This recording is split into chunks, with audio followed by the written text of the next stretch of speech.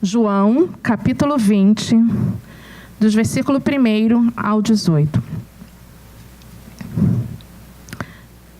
No primeiro dia da semana, bem cedo, estando ainda escuro, Maria Madalena chegou ao sepulcro e viu que a pedra da entrada tinha sido removida. Então correu ao encontro de Simão Pedro e do outro discípulo, aquele a quem Jesus amava tanto, e disse: tiraram o Senhor do sepulcro e não sabemos onde o colocaram. Pedro e o outro discípulo saíram e foram para o sepulcro. Os dois corriam, mas o outro discípulo foi mais rápido que Pedro e chegou primeiro lá. Ele se curvou e olhou para dentro, viu as faixas de linho ali, mas não entrou. A seguir, Simão Pedro, que vinha atrás dele, chegou, entrou no sepulcro e viu as faixas de linho, bem como o lenço que estivera sobre a cabeça de Jesus. Ele estava dobrado à parte, separado das faixas de linho. Depois, o outro discípulo que chegara primeiro ao sepulcro também entrou. Ele viu e creu. Eles ainda não haviam compreendido que, conforme a Escritura, era necessário que Jesus ressuscitasse dos mortos. Os discípulos voltaram para casa. Maria, porém, ficou à entrada do sepulcro chorando. Enquanto chorava, curvou-se para olhar dentro do sepulcro e viu 2 anjos vestidos de branco, sentados onde estivera o corpo de Jesus, um à cabeceira e o outro aos pés. Eles lhe perguntaram: mulher, por que você está chorando? Levaram embora o meu Senhor, respondeu ela, e não sei onde o puseram. Nisso, ela se voltou e viu Jesus ali, em pé, mas não o reconheceu. Disse ele: mulher, por que está chorando? Quem você está procurando? Pensando que fosse o jardineiro, ela disse: se o Senhor o levou embora, diga-me onde o colocou e eu o levarei. Jesus lhe disse: Maria. Então, voltando-se para ele, Maria exclamou em aramaico: Rabone, que significa mestre. Jesus disse: não me segure, pois ainda não voltei para o Pai. Vá, porém, a meus irmãos e diga-lhes: estou voltando para o meu Pai e Pai de vocês, para o meu Deus, o Deus de vocês. Maria Madalena foi e anunciou aos discípulos: eu vi o Senhor, e contou o que ele lhe dissera. Essa é a palavra do Senhor. Bom dia, CCP. Estou assim ansioso para dar uns pulos, fazer uns movimentos ainda. Vamos devagar, né? Mas eu sei que fica meio clichê falar isso, né? Mas nós queremos, Cláudia e eu queremos agradecer pelo carinho que vocês demonstraram conosco. Assim, extraordinário, tá? Não dá nem para especificar. Visitas, alimentação, acompanhamento, pessoas que me surpreenderam lá no hospital também aparecendo, né? Eu falou de Pavés a primeira vez esse ano aqui, né? Mas já nos encontramos, é a segunda encontro desse ano, né, Pavés? Porque de repente eu abri os olhos assim, quem que eu vi? Eu pensei que era uma aparição, mas era o Pavés. E me fez muito bem ao coração, literalmente. E hoje estamos aqui. Então foi muito bom nesse sentido. E nós agradecemos a Deus por isso. E eu fiquei só pensando comigo, né? Eu gostaria que esse tipo de cuidado, eu sei que já acontece em muitas maneiras, mas que ele pudesse acontecer com cada membro da igreja. Tem um dia, tem um ano, tem 10 anos, todo mundo pudesse ter esse. E você, nos próximos domingos você vai ouvir mais sobre isso. Todo mundo merece essa atenção. Esse é o plano de Deus para nós. Mas muito obrigado, CCP, por isso. Já contei para os que nos visitaram, né, essa história. Contei de maneiras diferentes, né? Obviamente, eu sou uma pessoa impaciente. Talvez você não saiba disso, mas eu sou muito impaciente. Quero tudo para ontem. E o médico falou que ia ser de 3 a 5 dias. Então, na minha cabeça, eu ia ficar no hospital quantos dias? 3 dias. Aí fica o 4, o 5, o 6. Você já via que eu já estava para lá, né? Não aguentando mais, ansiosíssimo para sair dali. E naquele processo, várias complicações foram acontecendo que cada vez atrasava mais. Uma coisa ou outra atrasava o ser liberado do hospital. E aquilo me incomodava muito, né? E numa determinada noite, estavam bastante incomodados, nossa Cláudia e nossa filha mais velha, Rebeca, eles estavam fazendo assim, cada noite ficava uma, ou um dia ficava uma delas, né? E uma daquelas noites era a vez da Rebeca. E eu estava deitado na cama, e Rebeca era assim muito atrevida, né? Que tinha uma cadeira para fazer o exercício, uma cadeira, um recliner durante o dia, e tinha a cama. Se eu estivesse na cama, ela deitava no recliner. Se eu estivesse no recliner, ela deitava na cama. Não estava nem aí, né? Eu sei que nesse dia, nessa noite, eu estava na cama, e ela estava no recliner. E eu estava impaciente. Senhor, por que essas complicações? Por que isso? E eu falei, filha, acha aí no seu telefone alguma coisa de meditação. Então ela pegou lá um aplicativo e era uma meditação. E assim, era assim, a pessoa falando, né? Era um salmo e tinha uma música, aquela música que faz você dormir, não é? Não fica atrás, aqueles hinos assim devagar e tudo mais. Então quando ela começou a tocar, a pessoa falou assim, olha, a meditação vai ser no Salmo 139, versículos 23 e 24. Antes mesmo da pessoa falar o que era, eu já sabia, né? Sonda-me, ó Deus, e vê meu coração.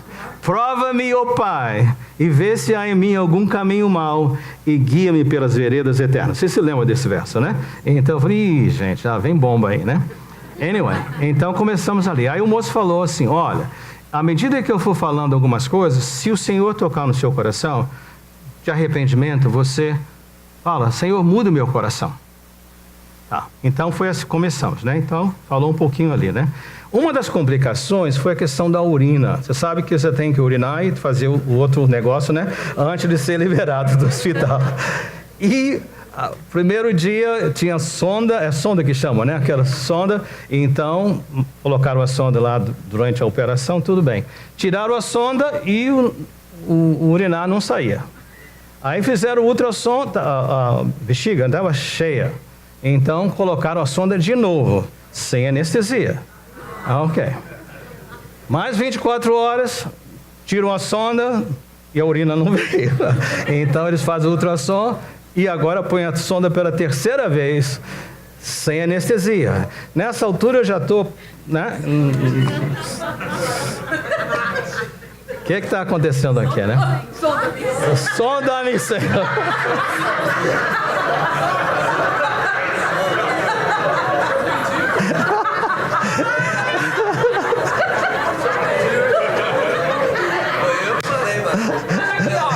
Poxa, fui falar sonda, beleza? Opa, não é.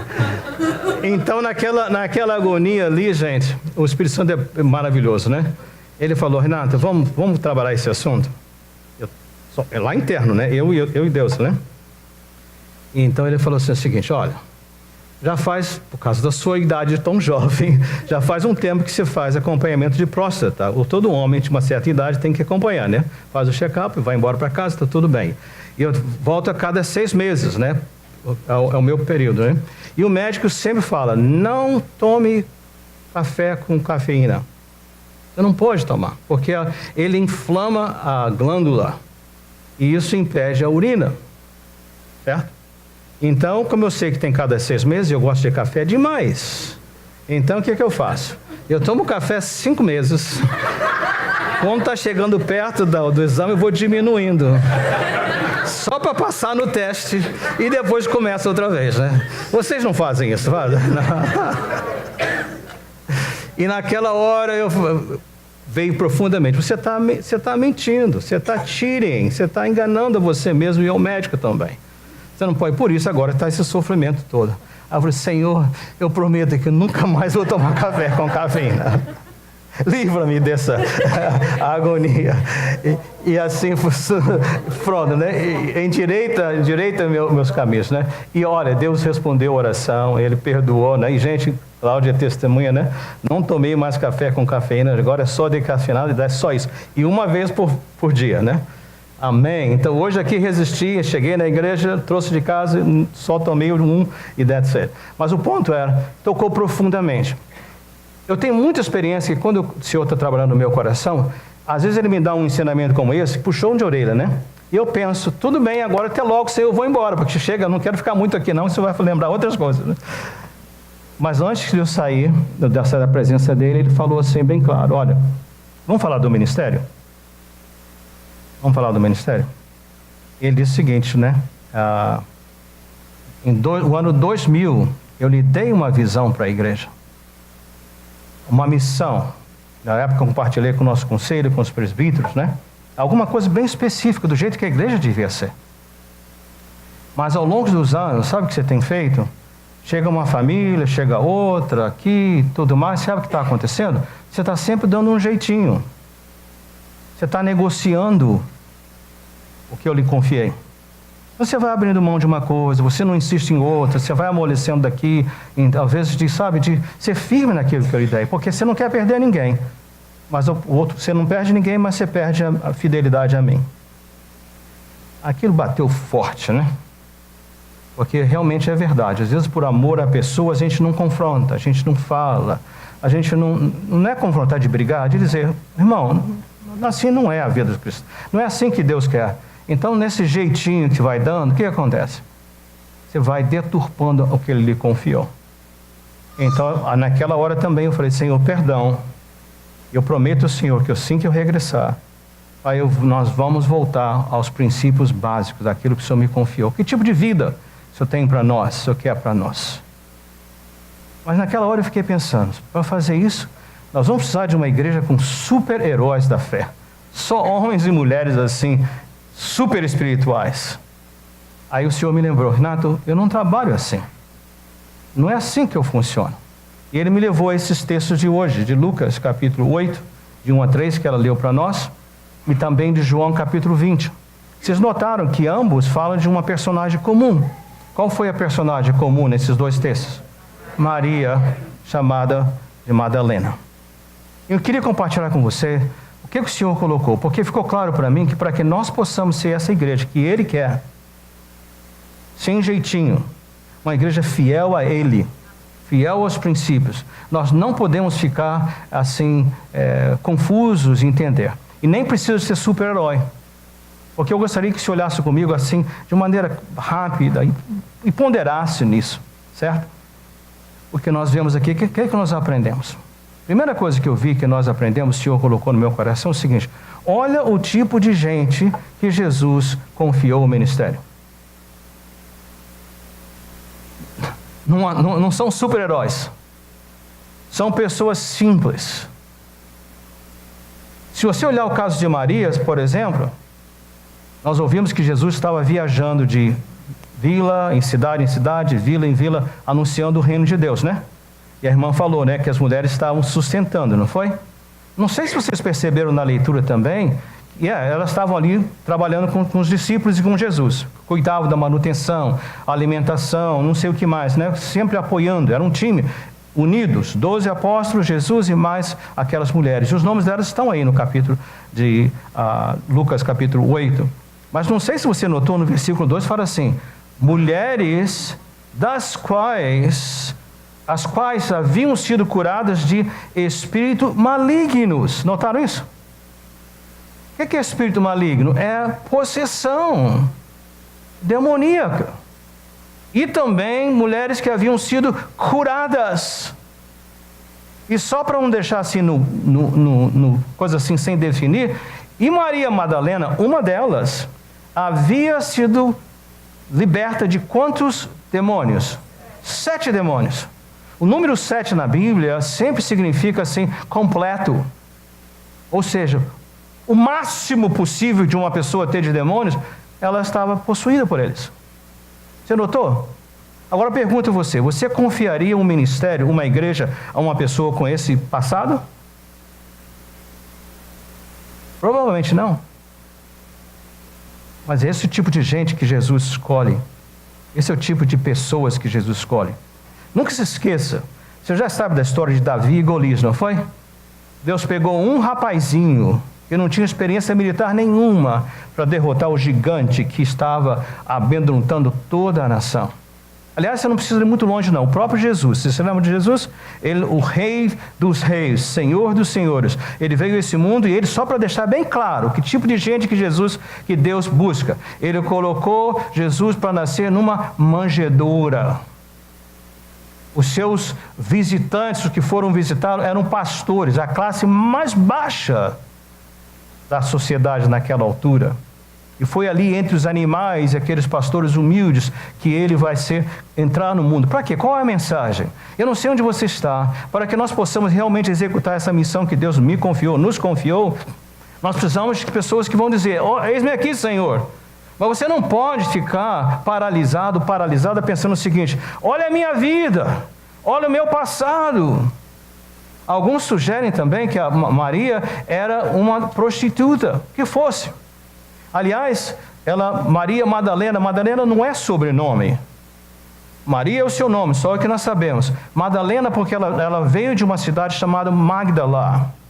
Essa cidade é na Galileia e era na parte oeste da Galileia. Mas era um lugar de extrema corrupção, de muita cobiça, extrema imoralidade. Seria um equivalente a dizer o seguinte: Maria de Las Vegas, Maria de Atlantic City. Quando eu falo esses nomes, você tem uma ideia, não é isso? Então ela já veio carregada daqueles lugares. Qual é o ponto? Eu queria que você soubesse que Deus quer reconstruir algo, mas não é comigo sozinho, não. Inclui você. E Ele está dizendo: você não permita que você fique preso por causa do seu passado, por causa da sua história, pelo aquilo que você deixou de fazer ou fez, por aquilo que te traz vergonha a você. Esqueça isso, porque quando Jesus chama, Ele não está baseado no seu passado, Ele está baseado no passado dEle. Ele não está baseado na sua justiça, na sua retidão, mas na retidão dEle. É assim que Deus chama um time. Então não importa se você está na CCP um dia ou está aqui um ano. Há uma chamada para você. Nós juntos vamos construir. Nós juntos vamos alcançar. Nós juntos vamos crescer para a honra e glória de Deus. Esse é o time de Jesus. Agora, principalmente para aqueles de nós que já andam com Jesus há algum tempo, nós temos uma outra lição. Nós precisamos abrir os nossos olhos, abrir o nosso coração, um novo nível de relacionamento com Deus. Que nível é esse? Se você lembrar a leitura do capítulo 20, que fala, é que bem cedo de manhã, Maria foi, e eu imagino que ela foi tão cedo de manhã, e outras mulheres são mencionadas nos demais evangelhos, mas aqui o João focalizou nela, colocou assim, todo o foco só nela. Ela foi bem cedo. Eu acho que dá para entender por quê. Para alguém que foi liberta de 7 demônios, de uma vida ruim, e agora andava com o Filho de Deus, a gratidão era imensa. Então ela foi bem cedo para ali. Mas se vocês olharem para os demais evangelhos, ela foi para ali, essa mulher que amava Jesus, essa mulher que valorizou Jesus, que foi bem cedo ao túmulo para vê-lo. O que ela estava fazendo? Que ela mostra para nós que seus olhos não estavam abertos. Ela foi preocupada com uma coisa, qual era? E a pedra que cobre o túmulo? Naquela época, toda na época de Jesus, os sepultamentos não eram para baixo, como nós fazemos isso. Esse costume de fazer um enterro de 6 pés de profundidade, não sei quantos metros são, mas 6 pés de profundidade, isso é do nosso mundo ocidental. Lá no mundo oriental, eles enterravam a maioria das vezes em cavernas, ou cavernas naturais, ou cavernas que eram cavados na rocha. Lázaro, lembra-se? Jesus vai a Lázaro, manda ele sair para fora. Quer dizer, ele vem, é sempre assim. No caso de Jesus, a mesma coisa. E eles colocavam uma pedra. Para quê? Lógico, na decomposição do corpo, também os animais, né, que podiam vir, né, então fechava. E ela, como mulher, sozinha, ela ficou preocupada. Quem é que vai tirar a pedra? Por que eu falo isso, que os olhos não estão abertos? É porque apesar dela amar Jesus tanto, ter andado com Jesus possivelmente 2 a 3 anos, ouvido Jesus falar muitas vezes que ele iria morrer, mas que ele ressuscitaria no 3º dia, aquela informação ficou somente aqui na cabecinha. Nunca entrou na compreensão do coração. Então ela foi preocupada Como é que vão tirar a pedra? Porque ela esperava não encontrar um Jesus ressurreto, mas um Jesus que estivesse morto. Notou isso? Aliás, ela não estava sozinha. Os discípulos de Jesus também. O grande Pedro, líder, e João, aquele que Jesus amava, também. Por quê? Porque ela vai ali, e nós vemos que ela também tinha dificuldade, não só ela preocupou com a pedra, chegou lá, a pedra estava removida. Se fosse talvez uma pessoa com fé, diria: aleluia! Ele falou que ia ressuscitar e ele ressuscitou. Mas não, qual foi a conclusão dela? Levaram o corpo do meu Senhor. E ela corre para dizer aos discípulos, e aqueles bobos vão correndo para lá também, entram, eles veem, gente, direitinho, aquela roupagem, aquelas que estava cobrindo, os trajes que cobriam o corpo de Jesus, ali dobradinhos, o que estava na cabeça, dobradinho no lugar da cabeça, direitinho. E eles deviam pensar, se fossem ladrões, pessoas que roubaram o corpo, ele levava tudo, né? Não, a roupa direitinho ali, e eles, não entendem nada.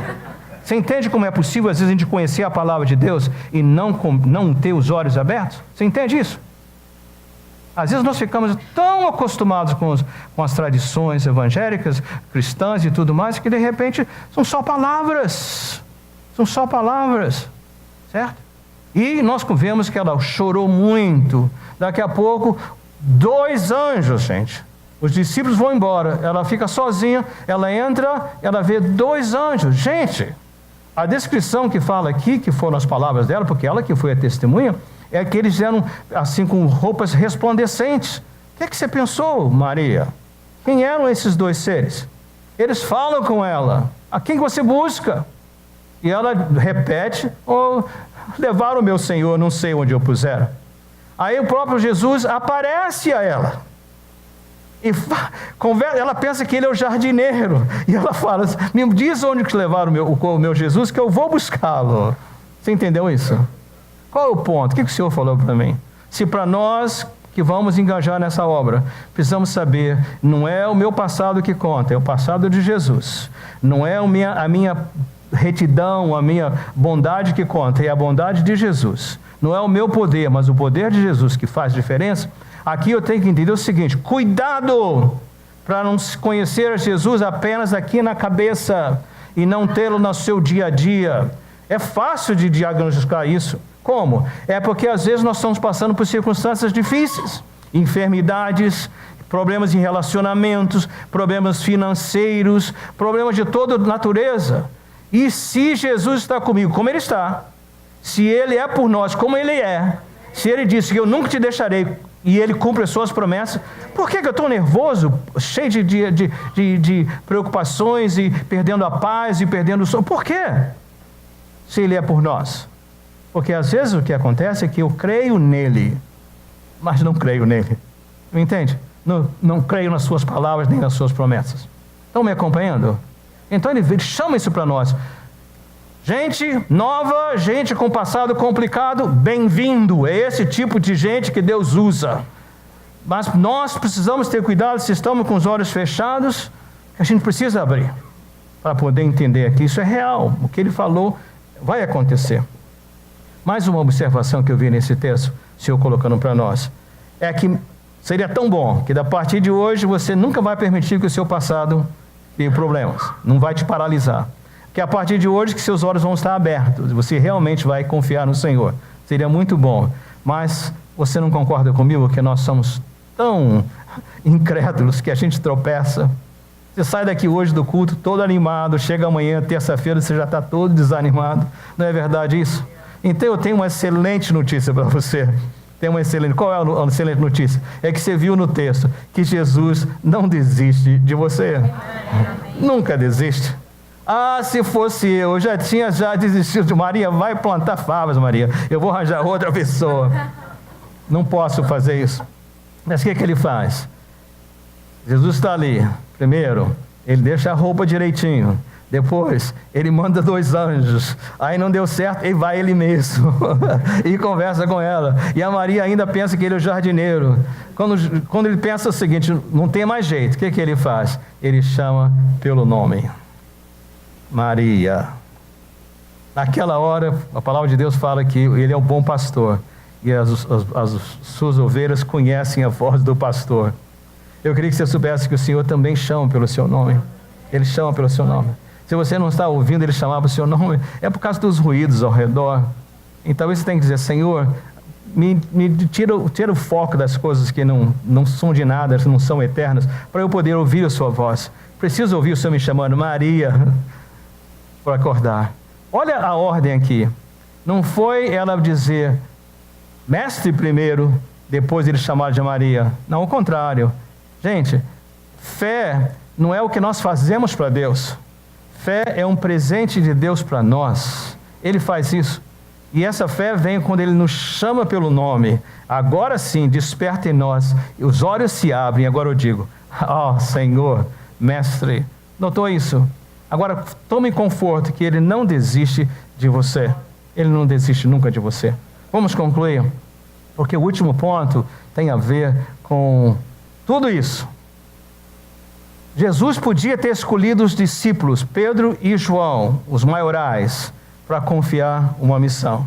Mas Ele não escolheu. Ele deixou aqueles bobos virem e ir embora do mesmo jeito que vieram. Ok, incrédulos, então vão embora para casa. Mas Ele escolheu uma mulher. Uma mulher de um passado que não era muito assim bom. Uma mulher que provavelmente tinha problemas emocionais ou que tinha tido problemas emocionais assim. Mas Jesus confia a ela algo muito importante. Olha as palavras de Jesus para ela. Fala assim: olha, você, Maria, vai e agora fala ao Pedro e ao João. Fala o quê? Fala que, primeiro ela chegou, Ele está vivo.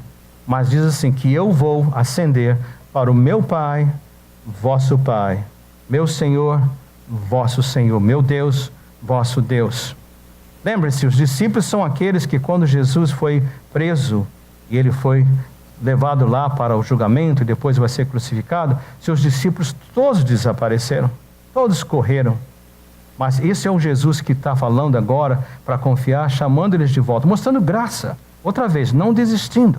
Mas Ele confiou a uma mulher esse ministério. Por que uma mulher? Porque na sociedade da época era alguém sem valor, sem importância. Alguém que não era nem contada, alguém que não podia ser testemunha numa corte, alguém que não podia receber uma herança. Nada disso. Tremendo. Não sei, esse fim de semana, por causa da Páscoa, muitos filmes, né, antigos e mais novos, têm passado na televisão. E ontem aconteceu, Deus está olhando os 10 mandamentos. Acho que foi 1950 e alguma coisa que foi feito, né? Mas eu achei interessante que naquela licença poética sobre a vida de Moisés, é que quando Moisés foge do Egito para ir para o deserto, lá o pai da família tinha 8 filhas. E ele pega 7 das filhas para dançar para ele escolher. E elas vinham, dançavam, né? E elas jogavam, cada uma tinha um manto de uma cor, e dava um manto para ele. Eu nunca tinha visto essa encenação. Não está na Bíblia falar nisso, né? Mas eram costumes orientais. E ele podia escolher pelo manto. Ou eu quero essa de rosa, ou eu quero a azul, ou eu quero a branca. Você entendeu o que eu quero fazer? Como se fossem objetos. E aquelas bobas daquelas mulheres ansiosas para serem escolhidas. Você não notou o ambiente? E é nesse contexto que Jesus escolhe uma mulher para ser. Qual é o ponto? Ele escolheu você. Ele podia ter pego alguém que fez seminário, que tem bacharel de teologia, que é professor disso, que conhece a Bíblia de cor de capa a capa. Ele podia fazer isso. Mas sabe quem ele escolhe? As pessoas simples. E podem dizer o seguinte: olha, eu não sei nada, só sei que eu era cego, agora eu vejo. Eu só sei que ele vive e eu ouvi a Jesus. E Ele transformou a minha vida. Eu creio que Deus tem algo extraordinário para nós. Mas esse algo extraordinário não é para mim só, não é para apenas os líderes dessa igreja, é para cada um de vocês. Então eu creio que o Senhor está chamando para nós nesse dia de Páscoa para dizer o seguinte: ouça, você está no meu time.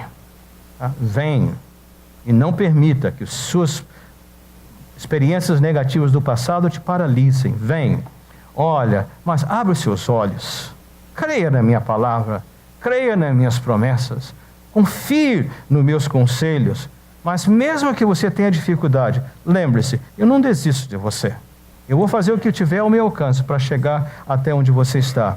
Mas por último, lembre-se, nós fomos confiados a dizer o quê? Ele vive. eu o vi, Ele transformou a minha vida, e Ele pode transformar a sua vida também. Amém? Podemos orar? Feche os seus olhos, abaixe sua cabeça por um momento, apenas. Gostaria que o nosso diácono avisasse as crianças, por favor, temos uma participação especial. Fiquem de pé um momento, irmãos.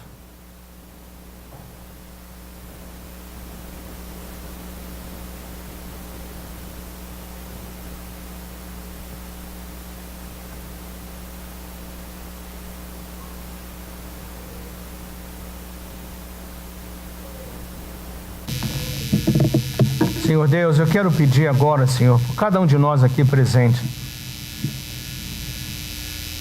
Quando eu pensei nessa palavra, Senhor, a minha categoria mais é essa segunda categoria, de os olhos eles não estarem abertos, Senhor. Mas como eu prometi ali naquele hospital, Senhor, eu quero voltar aos princípios, ó Deus. Quero voltar aos princípios de uma fé simples, mas uma fé que confia na Sua palavra, Senhor. Confia no que o Senhor diz, ó Pai. E toma posse das promessas do Senhor. Que o Senhor nunca vai me deixar, que o Senhor está sempre comigo, Senhor. Que o Senhor sabe, Pai, Senhor, o próximo passo e o próximo passo, tudo, Senhor.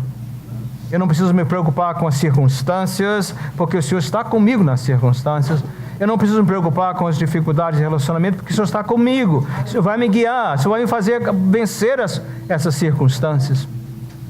Seu Pai, não leva em conta, Deus, os meus erros do passado. O Senhor não leva em conta, Senhor, os tropeções do passado. O Senhor começa algo novo e o Senhor completa isso na minha vida, Senhor. Então, Pai, deixa essa Páscoa, Senhor. Deixa esse dia de ressurreição, de ser um dia que nós celebramos a Sua ressurreição, sim, mas um dia que eu não vou celebrar a minha ressurreição, Senhor. Um dia, Pai, que meus olhos foram abertos. O dia que, Pai, nasci de novo. Uma nova criatura, Senhor. Oh, Deus. Ora, Pai, eu sei que essa obra, Senhor, não pode ser realizada por esforço próprio. Pai, não é a minha fé não é um presente para o Senhor, mas a fé é um presente do Senhor para nós. Então, Senhor, dá-nos esse dom da fé, Pai. Dá-nos, Senhor, essa habilidade, Senhor, de poder crer, ter os olhos abertos, crer no Senhor, crer na Sua palavra. Transforma os nossos corações, Senhor, te peço. Que hoje seja uma manhã de um dia, Senhor, que nós vamos estar renovando o nosso compromisso com o Senhor. E, Pai, se ainda não há compromisso, que nós vamos estar dizendo: Senhor, eis-me aqui, chama-me pelo nome, fala comigo, porque eu quero segui-lo também, em nome de Jesus. E juntos, Senhor, nós vamos ver aqui um capítulo, uma história da vida da igreja como nunca antes, Senhor. Um crescimento nunca antes experimentado, Senhor. Nós te pedimos, Senhor, te peço, em nome do Senhor Jesus. Amém.